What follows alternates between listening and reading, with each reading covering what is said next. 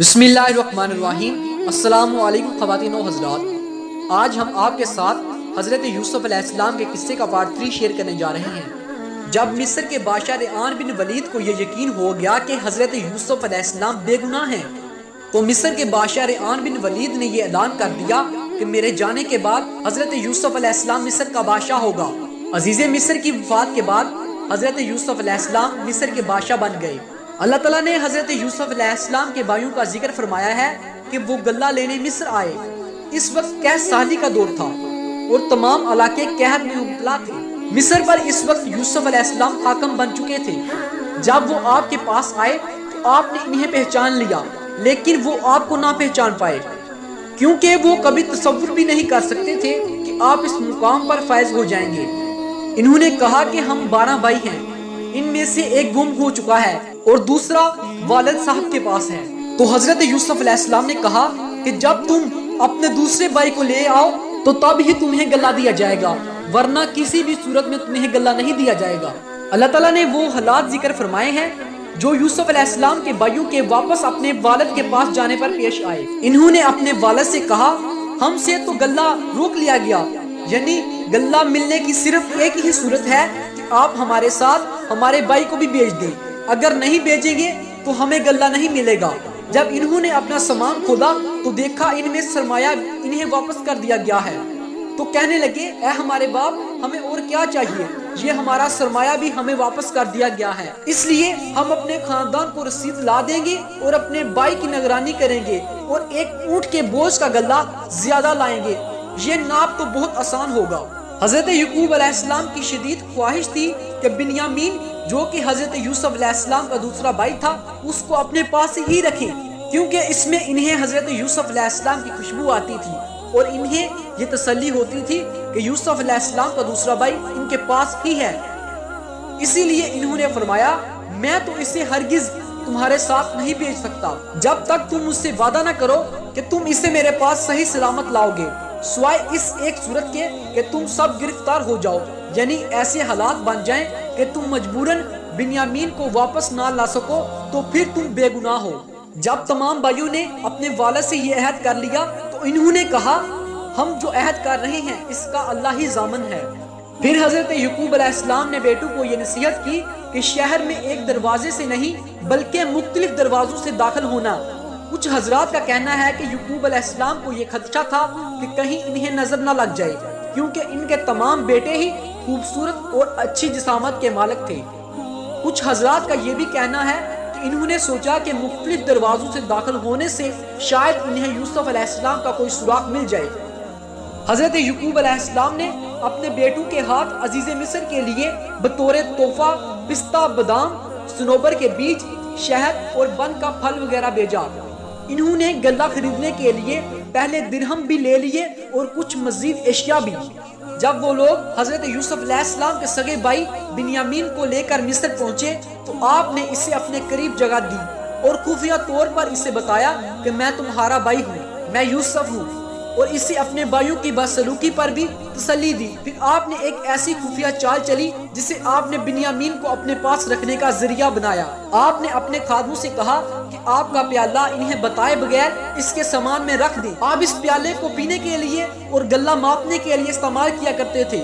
جب وہ روانہ ہو گئے آپ نے پیچھے سے آواز لگائی اے جانے والو رک جاؤ، تم چور ہو، تم بادشاہ کا پیالہ چرا لائے ہو، اگر تم اسے واپس کر دو گے تو تمہیں ایک اونٹ کے بوجھ کے برابر مزید غلہ دیا جائے گا۔ انہوں نے اس کی طرف متوجہ ہو کر اپنے اوپر لگائے جانے والے الزام کی تردید کی اور سخت رویہ اپناتے ہوئے کہا اللہ کی قسم تم کو خوب علم ہے ہم ملک میں فساد پھیلانے کے لیے نہیں آئے اور نہ ہی ہم یہاں کوئی برے ارادے سے آئے ہیں۔ یہ سن کر یوسف علیہ السلام کے خادموں نے کہا اچھا تو پھر بتاؤ چور کی کیا سزا ہے اگر تم جھوٹے ہوئے؟ تو جواب میں انہوں نے کہا کہ اس کی سزا یہی ہے کہ جس سے پیالہ ملے آپ اسے رکھ لیں، ہم تو ظالموں کو یہی سزا دیتے ہیں۔ انہوں نے یہ بات اس لیے کہی تھی کیونکہ ان کی شریعت میں یہ قانون تھا چور کو اسی کے سپرد کیا جاتا ہے جس کی اس نے چوری کی ہوتی ہے۔ پھر حضرت یوسف علیہ السلام نے اپنے بھائی کے سامان کی تلاشی سے پہلے ان کے سامان کی تلاشی شروع کی، پھر اس پیالے کو اپنے بھائی کے سامان سے نکال لیا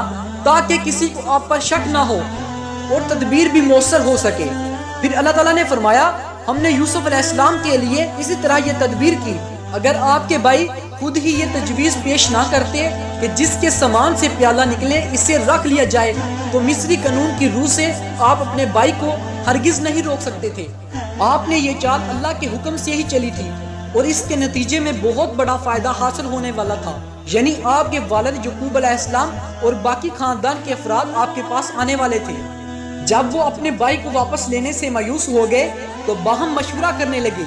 بڑے بھائی روبیل نے کہا، تمہیں معلوم نہیں کہ تمہارے والد نے یہ وعدہ لیا ہے کہ تم لازماً بنیامین کو اپنے ساتھ لے کر آؤ گے، اب تم اس عہد کو توڑ نہیں سکتے جیسا تم نے یوسف کے متعلق عہد کو توڑا تھا۔ اس نے کہا کہ میں اس سرزمین سے نہ ہلوں گا جب تک کہ میرے والد مجھے خود اجازت نہ دے دے یا اللہ تعالیٰ اس معاملے کا فیصلہ نہ کر دے۔ اس نے باقی بھائیوں کو واپس لوٹ جانے کا کہا اور کہا کہ والد صاحب کو یہ بھی بتانا کہ آپ کا بیٹا چوری کے جرم میں قید ہے، اور وہ سب بتانا جو تم نے اپنی آنکھوں سے دیکھا ہے۔ جب انہوں نے واپس جا کر حضرت یعقوب علیہ السلام کو یہ خبر دی تو انہوں نے کہا، بلکہ تم نے اپنی طرف سے یہ بات بنا لی ہے، بس اب صبر ہی بہتر ہے، یعنی تمہاری بات درست نہیں، کیونکہ بنیامین کو چوری کی عادت نہیں، اس لیے وہ چوری نہیں کر سکتا۔ پھر یعقوب علیہ السلام نے فرمایا، شاید کہ اللہ تعالیٰ ان سب کو میرے پاس پہنچا دے، یعنی یوسف، بنیامین اور روبیل سب کو میرے پاس پہنچا دے، وہی علم و حکمت والا ہے، یعنی بچوں کی جدائی میں میرے غم کا جو عالم ہے اللہ تعالیٰ ہی اس سے بخوبی واقف ہے، اور اللہ تعالیٰ جو بھی فیصلہ فرماتا ہے وہ یقیناً کسی حکمت پر مبنی ہوتا ہے۔ بنیامین کے غم نے ان کا یوسف کا غم بھی تازہ کر دیا اور یوں ان کا رنج بہت شدید ہو گیا۔ اللہ تعالیٰ نے فرمایا،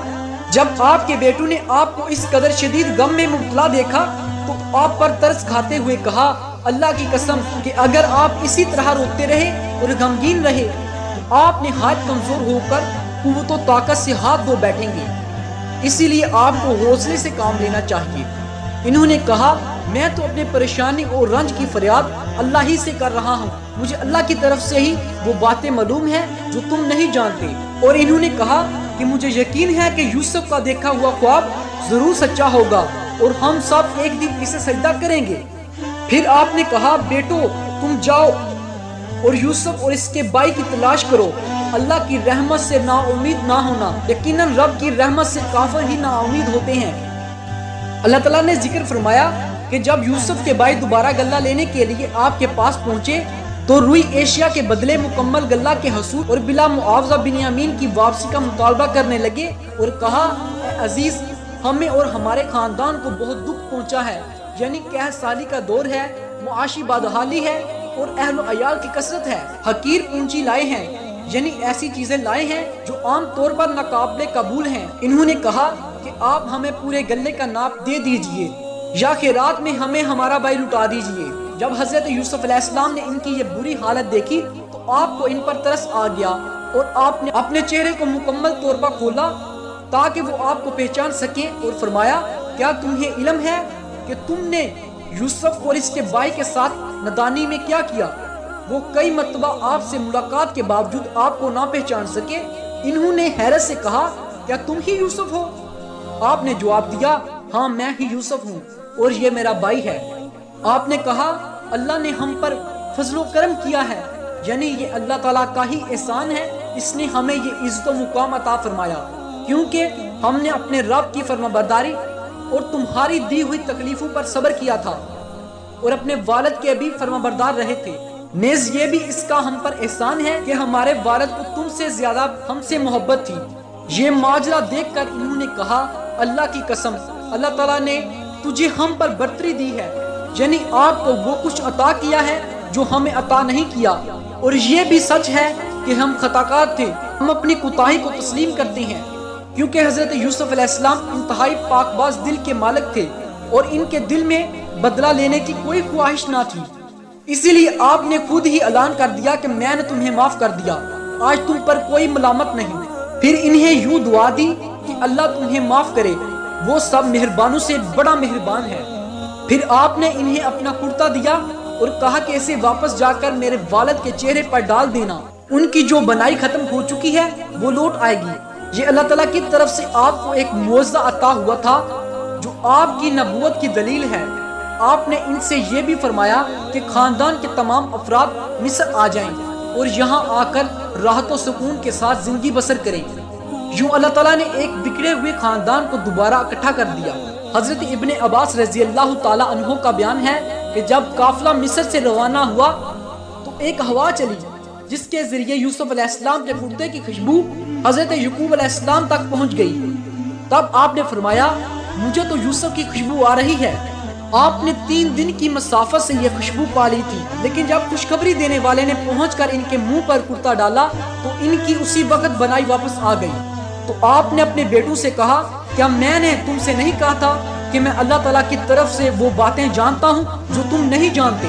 یعنی مجھے پہلے سے ہی یقین تھا کہ اللہ مجھے یوسف سے ملا کر میری آنکھیں ضرور ٹھنڈی کرے گا اور مجھے اس کی وہ چیزیں دکھائے گا جو میرے لیے خوشی کا باعث ہوگی۔ تو اس وقت بیٹوں نے کہا ابا جان آپ ہمارے لیے گناہوں کی بخشش طلب کیجئے، یقیناً ہم گناہ گار ہیں۔ چونکہ اس گناہ سے پہلے ہی ان کا توبہ کا ارادہ تھا، اس لیے اللہ تعالیٰ نے انہیں توبہ کی توفیق بھی عطا فرمائی اور آپ نے ان کی درخواست کو بھی قبول فرمایا اور کہا وہ بڑا ہی بخشنے والا اور مہربانی کرنے والا ہے۔ تو دوستو یہاں تک حضرت یوسف علیہ السلام کے قصے کے پارٹ 3 کا اختتام ہوتا ہے اور حضرت یوسف علیہ السلام کے قصے کے پارٹ 4 کے لیے ہمارے ساتھ جڑے رہیں۔ اگر آپ کو یہ ویڈیو اچھی لگی ہے تو اس ویڈیو کو لائک کریں، چینل پہ نئی ہیں تو چینل کو سبسکرائب کریں اور ساتھ بیل آئیکن پہ بھی پریس کریں تاکہ آپ ہماری ہر ویڈیو سے باخبر رہ سکیں اور آپ ہماری کسی بھی ویڈیو کو مس نہ کر سکیں۔ تو دوستو آج کے لیے اللہ حافظ، انشاءاللہ پھر ملیں گے نیکسٹ ویڈیو میں۔